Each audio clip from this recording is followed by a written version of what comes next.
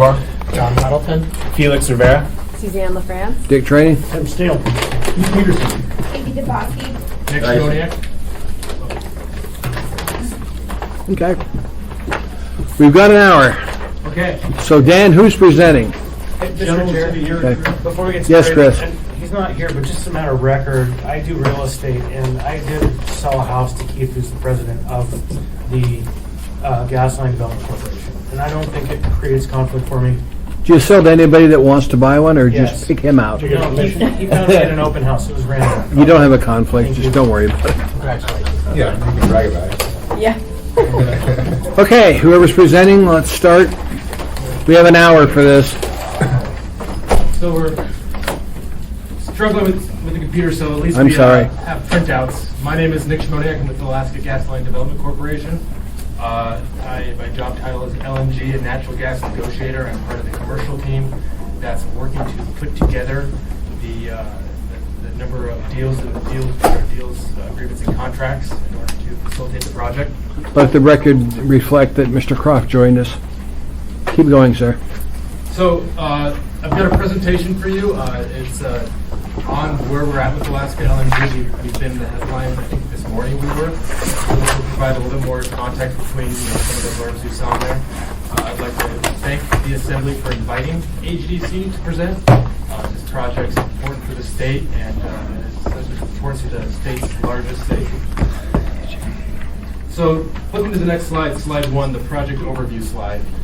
This is just kind of a high-level overview of what the project is in a physical sense. So what the project is essentially in 3 parts. There's the gas treatment plant on the North Slope that will collect natural gas from the Prudhoe Bay field and potentially the Point Thompson field, which have a lot of CO2. It'll strip the CO2, which is critical for making LNG. We have an 800-mile pipeline to Nikiski. And then in Nikiski, there is a LNG plant capable of producing 20 MTPA, which in the LNG world is a relatively large LNG plant. If you guys have any questions about the physical characteristics, I'll skip straight through that and get into where we're at with the project. Any questions? Go ahead, sir. Okay, You're our ready. technical and regulatory people present. They generally spend a good 20, 30 minutes talking about every detail of the project. And I find it fascinating, but we'll blow through that. So the presentation overview. The first part is Alaska LNG is needed, competitive, and achievable. That's our mantra at Alaska LNG. That's how we view this project. So we'll go through and we'll walk through each one of those. The next is the status of where we're at with the project. And then we'll finish out by talking about some of the benefits that we'll bring to the state of Alaska. The next slide, slide 4, with the goofy-looking triangle and the 3 ring circles. This is what frames every decision the commercial team makes. The project needs to clear the LNG market in Asia. It needs to clear the financial markets to attract investment. And needs to provide an appropriate net back to the state of Alaska. And what that means, in another way, it needs to be a low enough price that people buy it. The contracts need to be secure enough and have enough revenue coming in to repay the investment on it. And then at the end of the day, all that needs to add up to have a purchase price on the North Slope for that gas that's acceptable to the state of Alaska. That's where the state of Alaska will make a lot of its money from the project. Are we asking questions? Please do. Go ahead, John. Well, that's a pretty broad statement. Acceptable net back to the state of Alaska. Are we happy just if it creates jobs, or does it have to? What's acceptable? The acceptable is a question that will be made at it'll be a policy question. It is an HAC statute to maximize that wellhead value. Right now in the presentation, if you look, we have a wellhead value estimate of $1 to $2. What really will drive that netback price is what the market price is. There will be a price in Asia for the LNG. There will be a cost to get it there, shipping and infrastructure on the system. And what's left will be the netback prices to the state and to the producers. When we put this project together, the intent is we'll bring this together, put it before DNR, which will have to sell, presumably the royalty in kind, which will have to be approved by the legislature. And at that point, it's a policy decision. Did we create a project and did we sell the LNG at a price that's acceptable to the state of Alaska? So it's unknown, but we have a mandate to maximize that. Okay, thanks. Any other questions from Assembly members? Go ahead, Nick. Okay.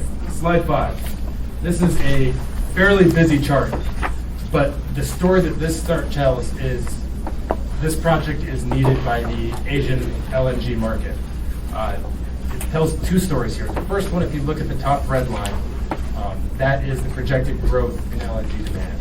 So in one sense, by the time this project comes online, 2023, 2025, the LNG growth will need more LNG than is currently in production. The other it shows is if you look at those stacked bar charts, each one of those different colors is a different LNG contract. About the time this project comes online, these contracts start falling off. Some of them will be renewed and some of them won't. Some of them are falling off because they're out of resources. So there's two openings for our project. One is growth in LNG demand, and one is replacing projects that are discontinued. So that answers the needed question. The next slide 6, this is the competitive. So the bar chart we're comparing, and probably not our only competitor, but the one we kind of most directly compete with is Gulf Coast LNG projects. So these are projects in Louisiana, Texas, that are taking lower 48 or Henry Hub natural gas, liquefying it, shipping it through the Panama Canal into Asia. There's been a few of these that have come online in recent years. And people are always asking us, how can we compete with that? We have to build a GTP plant and a pipeline and an LNG plant. They only have to build an LNG plant. Question? Mr. Dyson. Yeah, thanks, Chair. Thanks for doing this. So my information's a little bit old, but as I remember 4 or 5 years ago, our gas was going to cost $7 or $8 at Tidewater. Cost. The North Slope gas? Yes.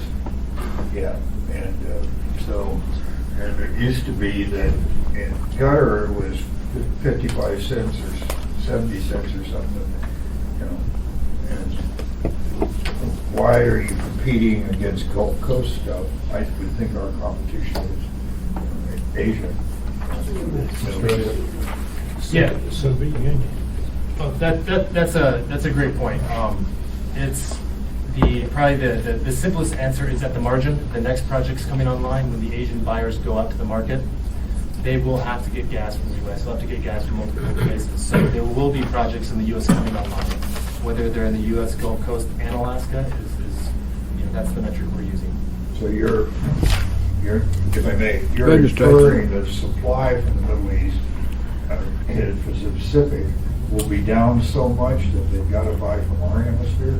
It'll be that the demand is growing to the extent we'll need to buy from our hemisphere. And in addition to that, the LNG buyers are generally utilities. They're generally, like our utilities. The lights have to stay on, the heat has to stay on. I got it. They want to diversify their sources of supply. I understood that, Yeah. and I could never figure out, there will always seem to be another thing going on.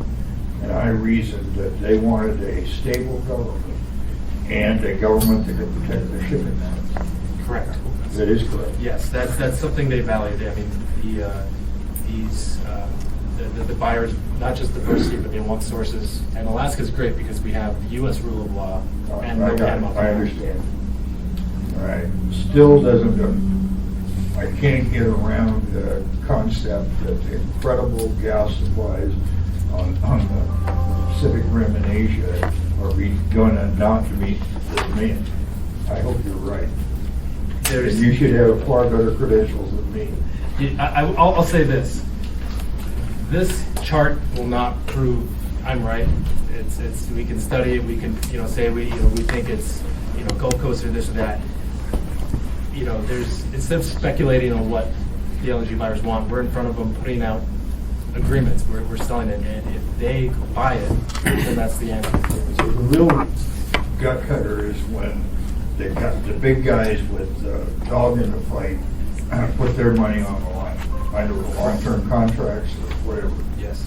Yeah, one of my experts said, you'll know there's going to be a gas line when an Asian airline, 747, is out here unloading Connexes full of money. I'm sorry. Fred, when you see the connexes, would you let the rest of us know? Yeah, right. We want to come and watch. Bring my wheel down. Chris would be out signing up more properties to sell. We Anything else, Fred? Tim, Steele? Yeah, a couple of questions, just my naivete. Will there be any shipment of LNG out of the North Slope, either to go across the top, or down through the Bering Sea or whatever? That is, I'm aware of those projects that are being kicked around at this point. That is Global warming, completely- it seems to me that might be an option, at least seasonally or something. So that's, I think it's even outside the scope of AGD statute, so it's not something we're looking at. And so I guess that'd be someone else's project. So no is the answer. A diplomatic no. That would be the $40 billion I think question. if I could add, one of the things that they're concerned about is just the depth of water up on the North Slope. Yeah. So you would have to really get the jetties pushed out quite far in order to have the LNG tanks. Or take a pipeline across the north rather than take it down to us. So that's one of the issues, and certainly from a subsistence use perspective, I mean, there's definitely a lot of issues in terms of looking at the whale hunting activity up on the North Slope. So we're very sensitive All to the that. resources, yeah. If I might add, Exxon really wanted to do that 25 years, 30 years Well, ago. we know how Exxon does about ships and stuff. Well, the offshore distribution. of Could resist it, could you? I was out there on the ice doing research on it. It goes way out.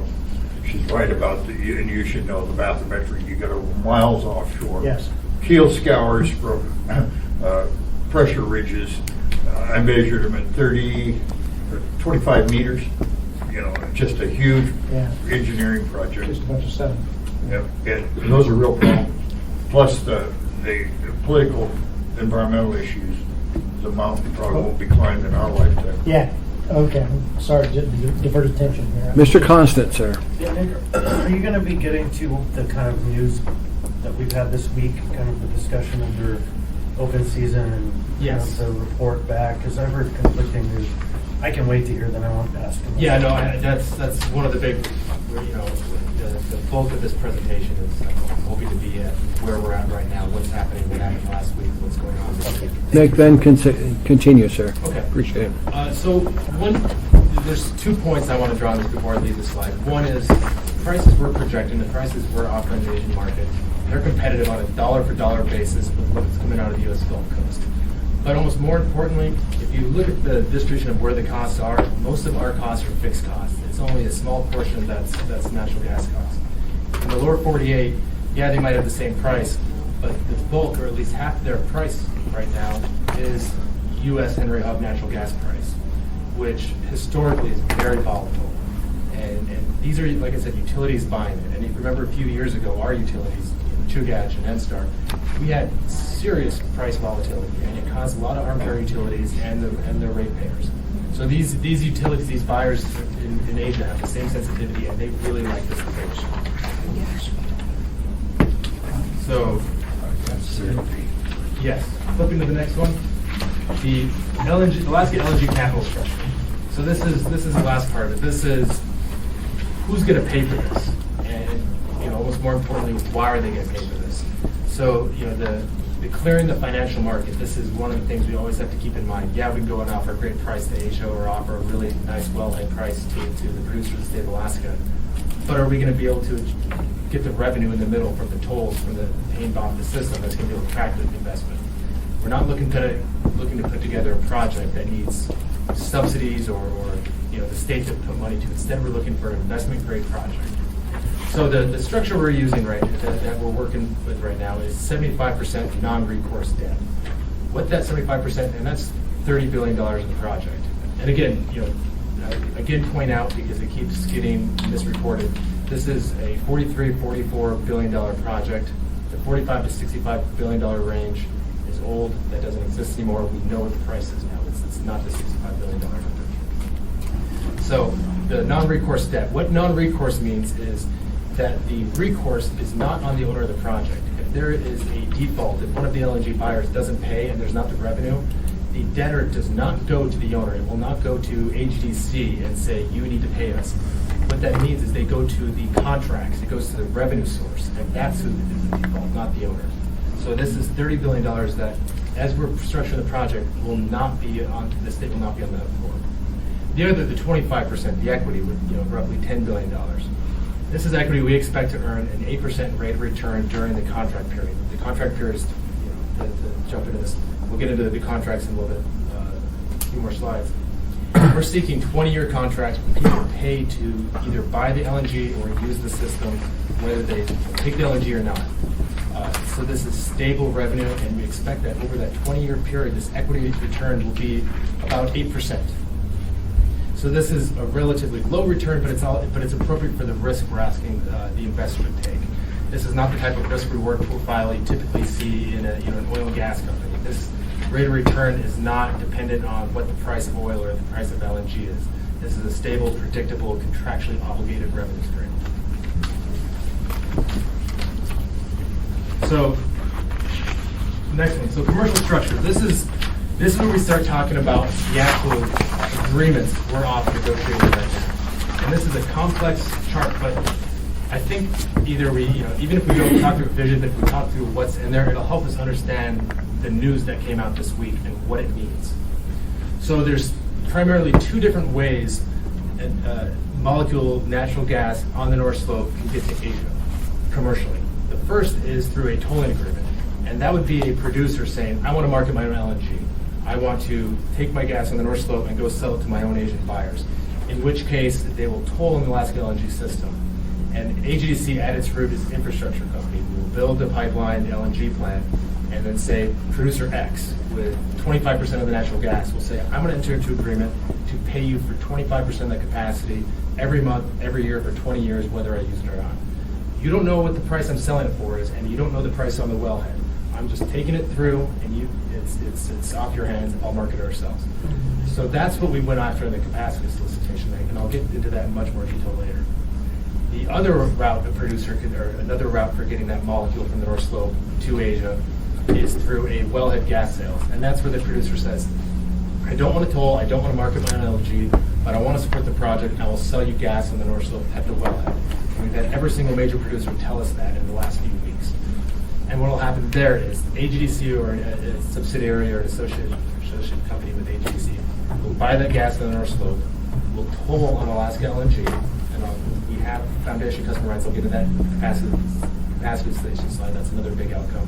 AGDC will buy the natural gas, toll on Alaska LNG, and market the LNG ourselves. So that's why we have this LNG marketing team that's in Asia, off-selling LNG to the buyer or to the LNG buyers. So there's really two different types of agreements we can do. One with the producers, and they use it themselves. One with the LNG buyers, and it doesn't have to be either or. We've always expected it to be a combination of both. So the big four agreements we're negotiating right now are North Slope gas supply and LNG buyers. Those goes hand in hand, and then the LNG tolling agreements. And the fourth, which is important, it only has one bullet here in the slide, but it's I want you to know that HTC finds it very important, is the in-state gas sales. If this project wasn't expected to bring down the price and provide long-term stability for natural gas, I don't think we'd have the public support we do. So it is not the hardest or most complex part of the project, but it's probably the most important. And we're making progress with the local utilities right now to get agreements signed. But it's still fiddly. The volumes? Yeah. Yeah, it's, yes. Yeah. But it's and yes. Mr. Peterson. Thank you, Mr. Chairman. And so, what do you consider low cost? That it'll be as low as we can get it to it for. AGDC is not going to profit off it. We'll have to pay our investors back, but we're not going to, skim a buck off the top and send us home with bonuses. We're not going to pay more on the North Slope for natural gas or in-state because we think we can charge the in-state guys more than the LNG buyers. They'll have the same North Slope price, so it'll be as low as possible, and it will be lower than the contracts we have seen the last decade. I can say with certainty. Mr. Steele next. Another quick question. Who accepts the risk of the transportation in terms of if you're pricing one at the wellhead and one at delivery down at the end of the pipeline, if we take things off in the middle, or if there's a pipeline spill somewhere, and you have contracts with people for either oil down at the bottom or oil up at the top. Seems to me the guy who pays you later and you take the risk in terms of transporting it, then, you know, That risk. those arrangements. Yeah, Assuming. that risk allocation and what goes into that is why these agreements we're drafting and preparing to vet the market are, You will this count thick. that. There, and it's a balancing act, right? It's clearing the Asian market and it's attracting investment, clearing the financial market. If we put all the risk on the owner, we won't attract money. If we put all the risk on the buyer, we won't attract buyers. So it's a delicate balancing act, and it'll be a combination of what works for this project and what works in the LNG market. Find the sweet spot. Yes. So, Mr. Steele, That's fine, thank you. continue, Nick. Okay. So, flipping through that slide and getting to the capacity station. So this is news, right? The capacity station closed last Thursday. We had 2 parties show up in our office at 4 p.m. on Thursday afternoon with manila envelopes and hand them over. And I think we announced there was a press release just this week. So this is the news of the results of this is just getting out. And so let me give you an overview of what the capacity installation was. So June 15th, we opened the AGDC Foundation Customer Capacity Station. It's kind of like an open season. It was, who wants to toll on Alaska LNG? If you want to be a toller, if you want to take your molecule in the North Slope and sell it to Asia yourself, this is your opportunity. And if we would have had all 3 producers come in and say, yes, we want to do it, then deal's done, great news. We never expected that. We expected and hoped a couple of them to participate, and we expected a couple to sell wellhead. But what this was really important for our project and the timeline we're on is we need to know which one you're going to be, and we need to know it by August 31st. We're not going to sit around and wait through 2017, 2018 when you make up your mind. Pick one. If you're going to toll, let's start negotiating a tolling agreement. If you're going to sell wellhead, great, we're going to buy the gas, and we need to go negotiate those LNG sales. So in terms of having the producers pick a road, this process was a success. And the result of that is we've had 2 parties put down that they want to toll. One put in a conforming bid, which means they took the LOI, the term sheet, as we handed it out, wrote a number on it, this is how much we want to toll, signed it, handed it to us. We can sign that. The other one modified it. They put changes in there that they thought would allow them to sign it. We're still taking that under consideration. First, we appreciate that they responded and they engaged. They're a very interested party. They want this to advance. But we're still considering whether or not we'll accept that and start negotiating tolling agreements for them, or reject it and start negotiating gas sales. So the other key part of it is AGDC itself. We put in a letter of intent to toll on the system. And it seems kind of goofy, right? No, LNG toll, or AGDC tolling on AGDC. But what that allows us to do is now we can buy that natural gas in the North Slope and toll it ourselves. And it's important that we hold this tolling capacity instead of just doing it ourselves, because it allows us to do this hybrid business model where some toll and some do wellhead sales. So it's a lot of people were looking towards the news of the capacity of the station is the market interested? First off, it wasn't a measure of whether the LNG market was interested.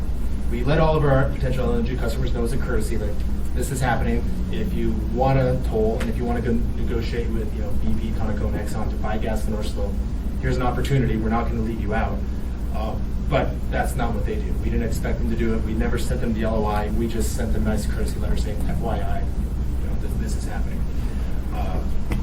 So it was not a measure of whether or not the LNG market wants it. What it was a measure is of how the producers want to interact with this. And we had positive responses from them. Even those that said they didn't want to toll, formally told us, we want to sell you natural gas in the wellhead. So it was not so much a measure of how much the market wants the project. It was a milestone in the project's progress. Ms. Dembowski, ma'am. We've had a request for a definition of LOI.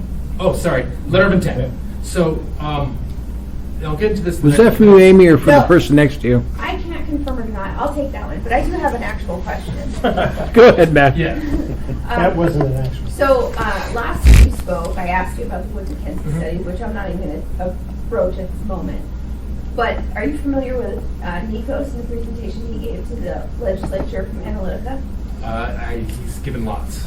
Okay, so specifically the one I'm talking about, it was presented August 25th, 2016, in which the legislators, guy that they hired to evaluate this, his comment, and it was a line that stuck with me. He says, if the producers are gonna sell you the gas, don't buy the gas. Don't buy it. Because basically what he's saying is, they're not gonna take a loss, you're gonna take in the shorts. I mean, that's the interpretation I took from watching that presentation. So, I'm hearing you say, yeah, the producers are excited to sell it. Well, yeah, they're gonna make a profit, but in fact, how do you counteract the presentation the legislature was given, basically saying it will not be a good thing for you because you're going to take in the shorts? Good question. You counteract it by putting a contract in front of them that won't put you in that position, and then you enter into tough negotiations with them on getting a gas supply deal that works for Alaska. So I guess my question is this basically bid or this thing you put out there saying, hey, do you have any offers? Did that put us in that position? No, it put us in a position of deciding which producers are going to sell and which ones are going to toll. Actually, I guess if your question is, did it put us in a position to buy gas from them? Yes, I think some of them we are now in a position to buy gas, and those commercial discussions have started. Will they dictate the terms? No. So what I guess where I'm trying to get is, okay, on this proposal that was out there, it's not far enough down yet to know how much they're wanting to sell it for. No. That this was only if they wanted to toll the gas supply, the price of the gas, and who takes risks. That's a completely separate process. But now we know who to approach in that process, and that's. Mr. Croft, sir. So you can't tell us the names of the producers, the non-conforming one? Not right now. And you're studying whether the non-conforming one had modifications that might be acceptable? You haven't made a decision on that? We have not made a decision. And third, the three that have expressed interest in maybe selling us the gas, do they have the right to not? That is, if there is excess capacity that's not directly needed for secondary or tertiary recovery, can they legally warehouse it rather than selling it to us if there's an available market? I don't think so, but I'm not an attorney. Deja vu. But it's the, If they contract, they contract. If they don't, and I think it's They going to still be. Sorry, I didn't mean to interrupt. I think it's going to be a different story if we say you need to sell the gas and we have the LNG agreements to back it. We created the sucking sound. There is a market for it, not a hypothetical. indeed. Anything else, Mr. Croft? No. Any other questions? Yeah, are you done with your presentation? There's a few more, but I can take questions now. Nick, why don't you just finish it up? Okay. The next one on the LNG marketing. So this slide covers the action in the Pacific right now. This is our marketing team in Asia sitting down with LNG customers trying to get deals done. And there's a process to this. You sign the CA, then you sign confidentiality agreement. I'm doing my best not to read. It's like anyone when you're in your own little world, you swim in acronyms, and it's not fun for anyone, especially those on the outside. So you sign a confidentiality agreement, and then you sign a letter of intent, which is usually, maybe a dozen or so pages, and it lays out the general framework of the deal. And when you sign that, they're generally non-binding, but it says, hey, I'm going to commit significant resources to figure out if I want to sign the deal that looks materially like this, because this deal, not at high level, but fairly significant detail, is a deal I'm interested in. Then you sign those. Then you sit down to the long process of negotiating what they call the definitive agreements, which are thick agreements where we talk about who takes these risks. So, kind of one of the metrics we're using internally is how we're doing is how many CAs do we have signed? How many LOIs, letter of intents, have we sent that people have asked for? How many have we received back with their edits on? How many have we actually executed? There's it's actually a nice little measure. These numbers are growing all the time. And the numbers on here, the 17 executed CA with different markets, and was one OAU, so drafts and active reviewed by 13 parties. This is from our last board meeting. I think this was almost a month ago. These numbers are different now. I can't say how, in which way, or by how much. because that's really good news, and I generally prefer the really good news to what the boss think. I think he'd be mad if he, came back in the country and found out that I spilled the good news and there isn't. Mr. Croft, do you have any other Yeah, questions? real sir? quick, so if MOUs and LOIs are both non-binding, what's the difference between them? Or is an LOI more binding somehow than this MOU we have with Korea Gas? It's kind of a loose. They're there's not a clear similar? answer. They're similar, materially similar. And then compared to the U.S. Gulf Coast, our Tidewater cost is much greater because of the infrastructure. It looks like it's about $3 in your chart to $6 for us, but our shipping is substantially cheaper if we're getting to Asian markets. Is that the generalization? Okay. It costs us more to get it to Tidewater, but costs a lot less to get it to an Asian market. If the gas was free, we couldn't compete. We'd be more expensive. We have access to probably the best gas resource in the world for this type of market because it's stranded. It's not connected, right? The lower 48 Henry Hub prices can go up or down. So right now it's around $3. So that once you start working to the actual price, the price forecast for that, that's where we start to break even. Okay. Thanks, Mr. Chairman. Please continue, Nick. Okay. So slide 10, like I said, it's hopefully we'll come out with an updated one of these soon with new numbers. But the next one, so the one we do have that I can talk about, the CoGas MOU. So this was, for the project, really big news. The international market saw this as really big news. Locally, I think it was a little bit misunderstood by some. It was some said, okay, they signed it with 3 others and it's non-binding. But on the non-binding part, you always have the non-binding part come first. You don't get to a definitive agreement without the non-binding in the middle. This is the step you take. There's no way we can get the deal done. We're going to have a lot. For every single one of our eventual customers will have one of these. But this was the first agreement, MOU, LOI, anything, with an Asian customer this project's ever had. This is, it's a small step, but it's a first step in this, in 40 years of Prudhoe Bay, there's never been an agreement this substantial. Yeah, it's non-binding, but it's way more meaningful than anything that's ever come before. Second on, hey, they signed it with 3 others. If you would have told me a year ago that CoGas, which is the largest individual LNG buyer in the world, came to the U.S., met with the federal government, there is a government-to-government agreement that we want to sell you more natural gas, and CoGas, the biggest buyer, said, I'm going to pick the best 4 projects in the U.S. If you would have been told Alaska LNG was on that list, we would have all been pretty excited. So it's not that they came and picked 3 others. No, they came and picked the top 4, and we were in it. So we were internally very jazzed about this, and we want to make sure that the Alaska people know that this was big news. It's the first news, and there'll be more of this coming. This is South Korea. There's a sidebar going on. Don't worry about it. Just clarifying Just for trying to keep me on track. Good. The next part is what we call the G2G part of the project, and this is it's kind of almost a side path that we were working on, and it complements what we call the B2B, which is the direct business deals, very well. But so the G2G part is we're a state-owned entity, which helps. But also, there's a lot of diplomatic and trade importance of a project like this. We've got a president in D.C. that's really worried about our trade imbalances with Asia. We've got Asian countries that really want to increase their ties to the U.S., want to invest their money in the U.S. So we have a great interest between the leaders of the countries that this project happens. We've had the president of China come to the state of Alaska to discuss this project. It's important to them from a policy perspective, not just their individual businesses' interests. We've had the governor and the president of the country, Keith Meyer, meet with the president of South Korea. We're getting this strong G2G interest, and it's kind of nebulous. It's hard to find. It's not showing up in these big, thick, straight agreements that have been signed for years in the LNG market. But there's certain benefits. If the president of China meets with the president of our LNG company, that gets us a lot of credibility right out of the gate when we sit down with these LNG buyers. They look at our PowerPoint. Everyone comes in with a PowerPoint. But this is a PowerPoint that their president said, I want this, I want you to advance this deal. So the G2G helps with the B2B, and there also could be some opportunities in there where maybe if the federal government supports the project, they can do some things to help us either on the regulatory side or financing side.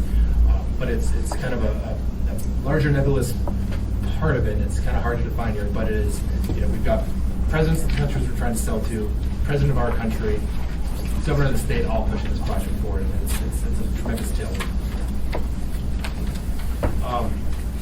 One of the big reasons this kind of supplements the G2G slide, $8 to $10 billion of annual export this project would create.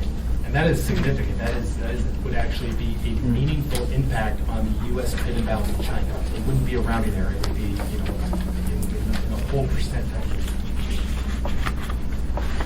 So that rounds out where we're at with the deals and the agreements and the commercial side. And I've got a couple slides on the benefits to Alaska.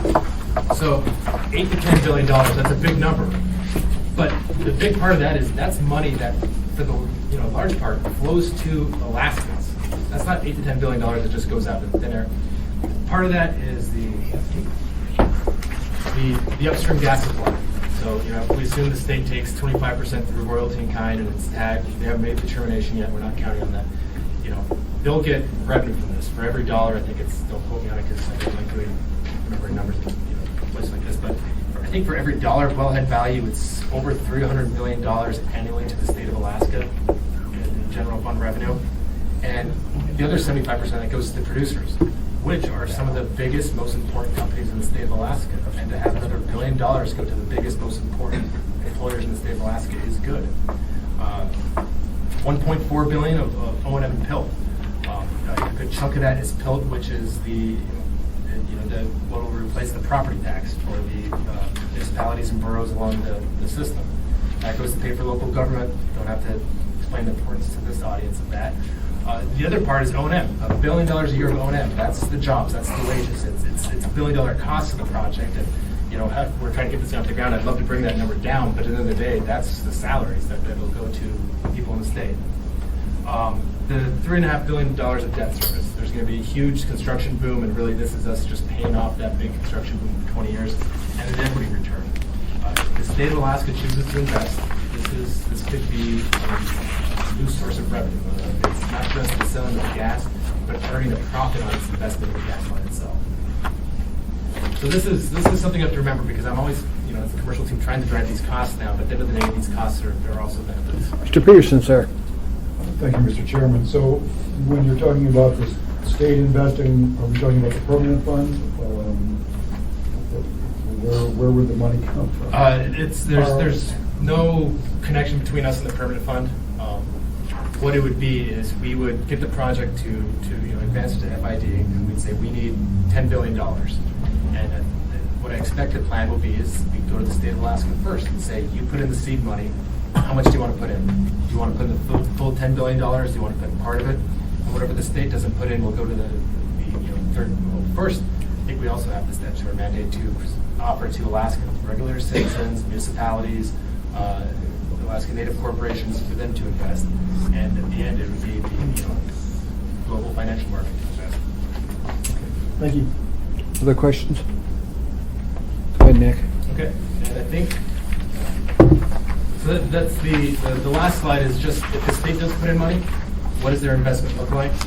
I don't want to, this is a semi-detailed slide for a Friday afternoon, but what it shows is over the first 20 years when it's contractually obligated, these companies have to pay you. The state or whoever the investor is would get its entire investment paid back with roughly 8% rate of return. After that period, the debt's paid off, and there's still more gas up there. So at that point, that $3.5 billion of debt, that's not $3.5 billion of revenue. $3.5 billion of revenue to the state, which has a lifetime ROE of 10%. The state gets its little kicker because it's selling its gas too, so really it's at a 13 or 15% rate of return, because it's not just getting return on investment, it's also getting revenue from the sale of the gas that wouldn't exist without the pipeline. So that wraps it up. The next slide is the one that says, it's the recap. Again, we're pounding this out. The project's needed. Asian markets want it. Competitive. It's not the highest price LNG in the world, like you heard. It's at a competitive price, and it's achievable. So with that, I'll finish. Question, Nick. Will they hit Fairbanks from the pipeline coming down? Because it's important that Fairbanks is hooked into natural gas. The problem is right now they're using fuel oil, which is non-sustainable. So you guys planning on bringing it by there? The getting gas to Fairbanks is important. I spent the last few years of my life before I came to GTC trying to get gas to Fairbanks, so at least you have one person we'll make sure it gets there. It'll require spur line, and the exact how that spur line will be paid for isn't settled yet. But the difference in what the cost of gas will be compared to what they're paying in fuel oil, it's going to be the easiest deal to get done. It'll get financed, and it's going to be, we're going to be low cost energy service. Thank you. Chris? So, this week there's been a lot of noise about what was actually said in terms of your publication. And the worst complaints I've heard are that there aren't actually buyers, that what they're really doing is like the Gasline is actually the #1 buyer of the Gasline's open season. Can you speak to some of the noise and the information relative to what happened this week? Yeah, so the big takeaway is the capacity station did not target LNG buyers. This was not to show whether the LNG buyers in Asia want our LNG, really at all. And we opened it up to them. But again, they got a courtesy letter, but the actual agreements to be signed, we sent it to each of the producers. AGDC always expected that some of the producers would toll, and that we would have to take the capacity in the system, buy the LNG, and go sell it. So this isn't AGDC buying from itself, and yay, it's a success because we found a customer, and it's us. We hit the milestone. Producers are either tolling or selling on the wellhead, and now we're moving forward with that direction. So this is not a metric at all of whether the Asian LNG market could rise. The metric is whether or not we start coming home and sign letters of intent. Other questions from assembly members? Oh, please do. Go ahead. So one of the other things that's important to also think about in terms of the capacity solicitation is it also helps us determine to what demand we're building the infrastructure. Do we go with a 2-train option or a 3-train option? Currently, what's being presented in our FERC application is a 3-train option, so it's a full deal. With this new information, then we can turn around and evaluate, okay, are we building to demand, and do we have room to grow? So those are some of the other things that we have to consider. And that was part of the reason behind the solicitation as well. Yeah, and for clarity, the trains are this project's so big, you can't just build one big LNG plant. It's really 3 large LNG plants next to each other. So it's very easy with the existing plan we have to just not build the 3rd one, save $10 billion, and sell less LNG. Other questions from assembly members? Mr. Dombrowski, ma'am. I just going back, it says page 5 here, but I think your numbers were like before, but I don't think I understand what the vertical bars are.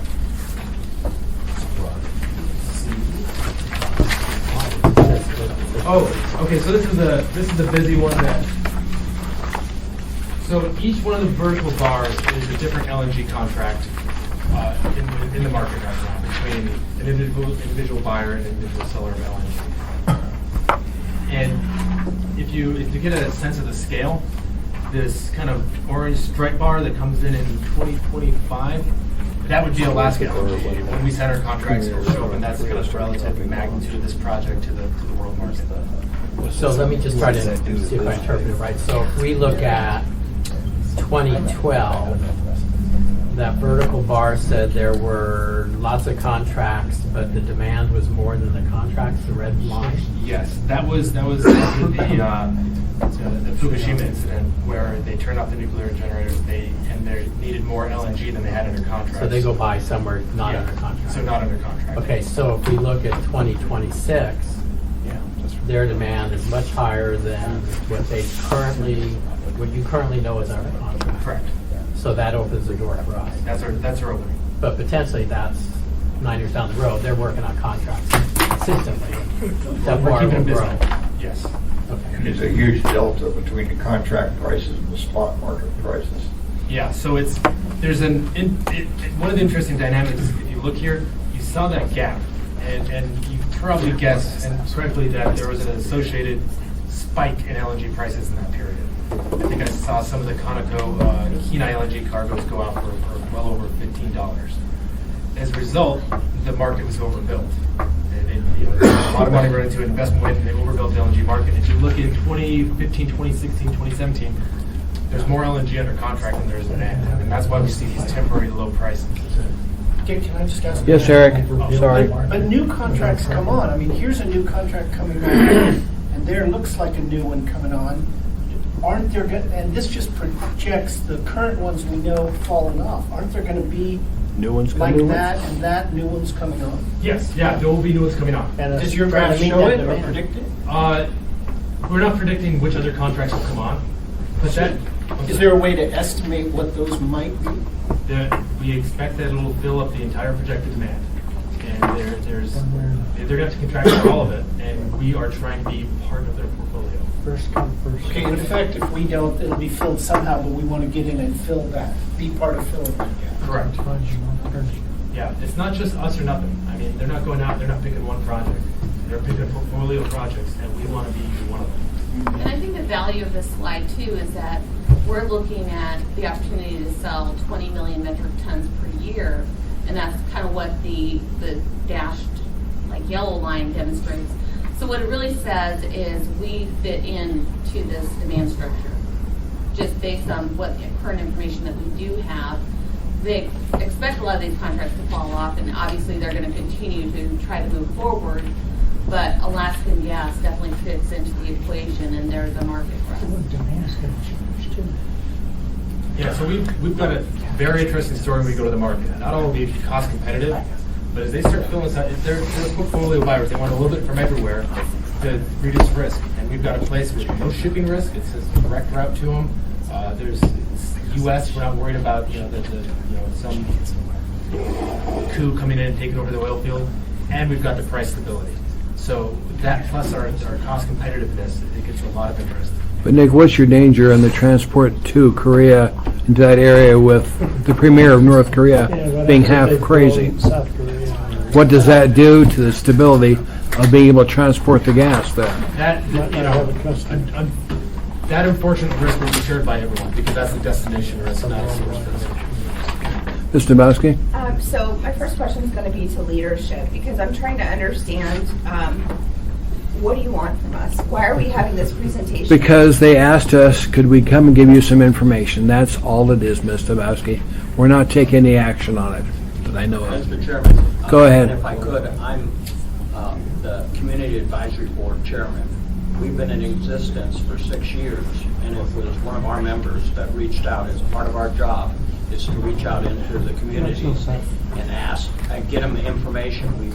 We've been strongly behind Gas for Alaskans as part of this project as AGDC, and even before when Alaska Housing had it, we were created.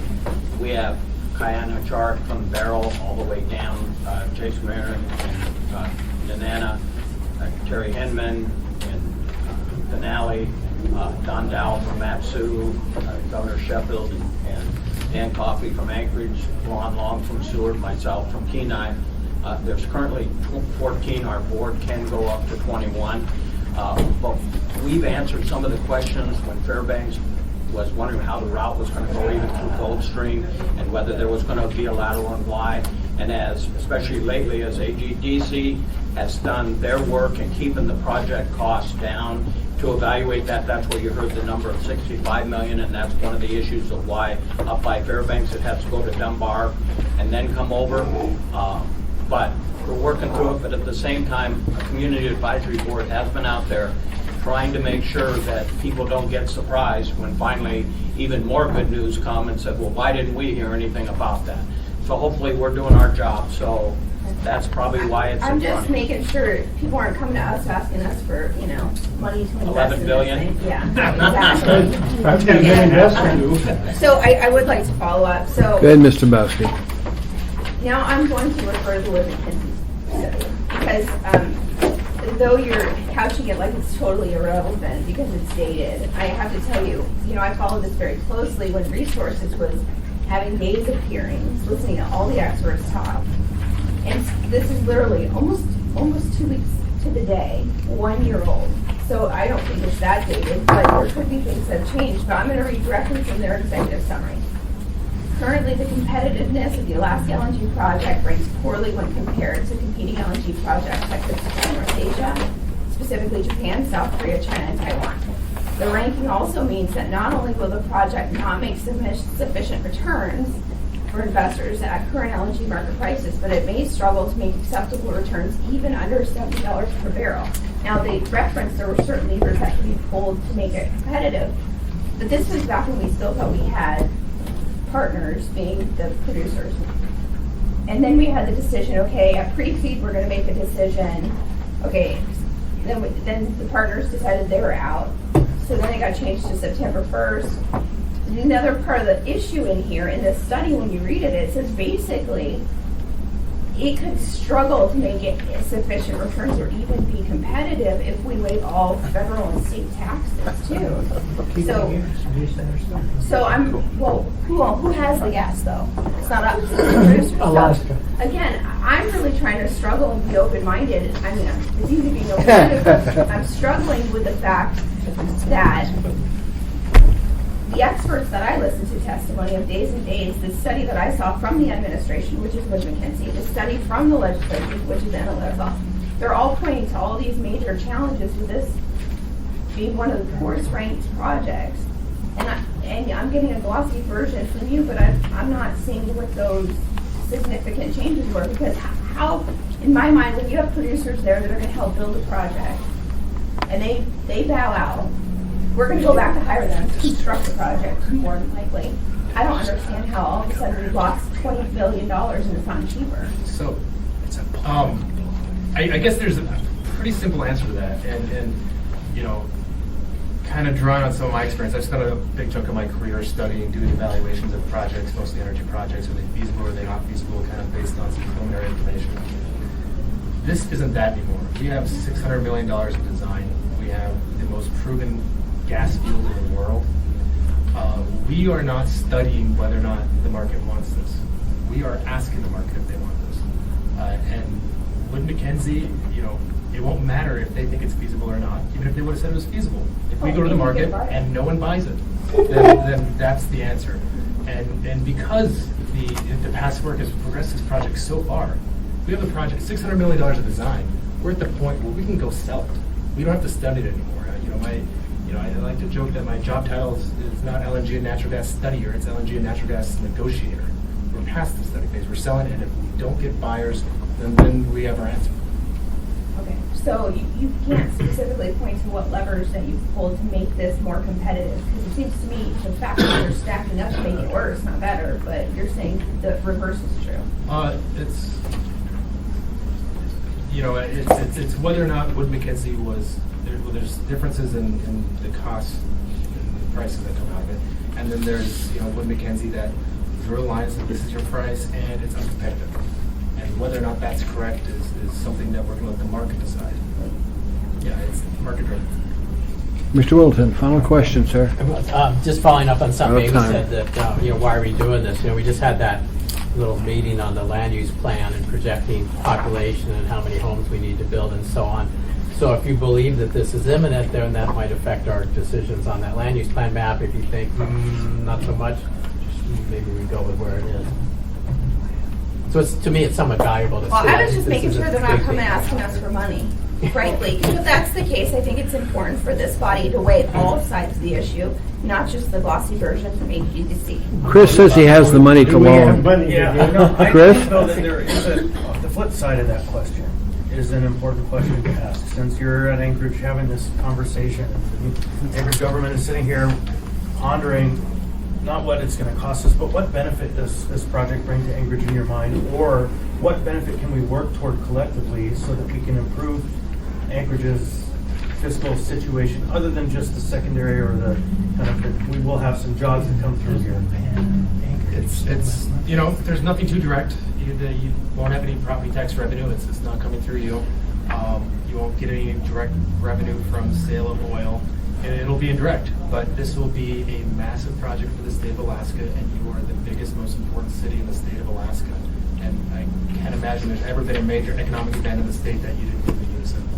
Other hand, our porter will ask us down here. Well, We'll be maybe getting all the depends equipment on- coming in. Not yet. Not yet. Right. That's like Tuesday. But it might actually behoove us to contemplate whatever a mechanism by which, if this does move through our city, we use that as a tool to rebuild our floor.